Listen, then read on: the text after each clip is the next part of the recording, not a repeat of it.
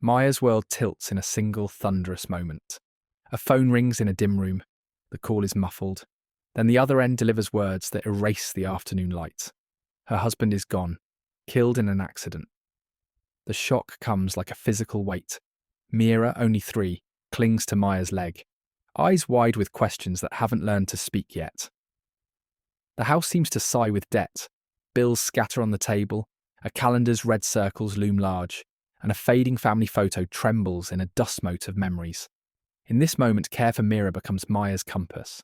Her decisions tighten around the need to keep this little girl safe and cherished, even as the bank balance shrinks and options thin. A voiceover threads through the room, calm but unyielding. One call can redefine a life, and a mother must be enough for a daughter, even when the world seems set against them. In the background, grief sits with Maya like a quiet shadow. She moves through the kitchen with a ledger in hand, counting what remains, whispering a vow to herself she will not be remade by the market's pity or by hollow reminders of what she has lost. She will raise Meera on her own terms. She asserts agency, choosing a path measured in mornings, not milestones, in responsibility, not relief. Through the clutter, a plan forms. Their life will be built with their own hands, one careful choice after another. Dawn in the city brings a new ache: poverty.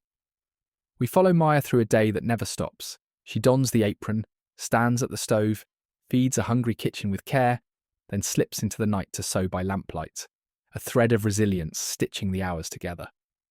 The work multiplies: cooking in a busy kitchen, washing utensils in a sink that never empties, selling small trinkets by a stall, and long hours at a sewing needle jamming into the quiet of the night. She shares a meal with Meera only when the plates are clean and the bills are paid, and even then it is a half portion, a sacrifice to keep the roof from folding in. Daily earnings, rent that gnaws at the margins, debts that accumulate like stubborn catch on a net. Yet Maya moves with a dignity that refuses to surrender, a mother's discipline in the service of her child. Neighbours corners her with whispers, gossip ping-pongs from one mouth to another, and she holds her head high, explaining that sacrifice is not a bargain but a vow. To seed hope, Maya and Meera cultivate a horizon that outgrows the present pains. They draw a future on a chalkboard, small steps toward a big, shared dream. Education as a ladder, saving as a muscle, patience as a habit. Meera learns to read her dream aloud, and Maya praises effort, a graded assignment completed, a note of encouragement tucked into a notebook. Resilience stops being a word and becomes a practice, an inner strength that steadies them when the world tests them with cold weather and cold judgments. Education is framed not as a privilege, but as a tool to reframe their fate. Then comes a day of humiliation that tests everything. In a crowded market, a shopkeeper's glance sharpens into a charge. Jewellery theft, Maya the target. Gossip sharpen their tongues, as if the air itself could slice through a reputation. Meera steps in, her voice small but fierce, offering calm and a touch of courage to a mother who trembles beneath the crowd. The humiliation bites, but Maya's stance doesn't crumble. She demands a fair house search, insists on due process, and a trace of truth returns to the room as investigators step in. The truth will out, and honour once smeared will be restored. Once the dust settles, the community's eyes begin to shift. The theft case unfolds, a lead points to the real thief, perhaps someone with debts of their own. Integrity becomes the currency that outvalues money. Maya's response, calm, principled leadership under pressure, reframes her in the eyes of neighbours who once doubted her. She doesn't just defend her name, she models a life in which character is the backbone of respect. With the truth affirmed, the neighbourhood's trust slowly returns, and the sense of belonging that once frayed tightens again around Maya and Meera. Adversity has become a classroom in which ethical growth is learned through action, and social trust is earned not by luck, but by staying true.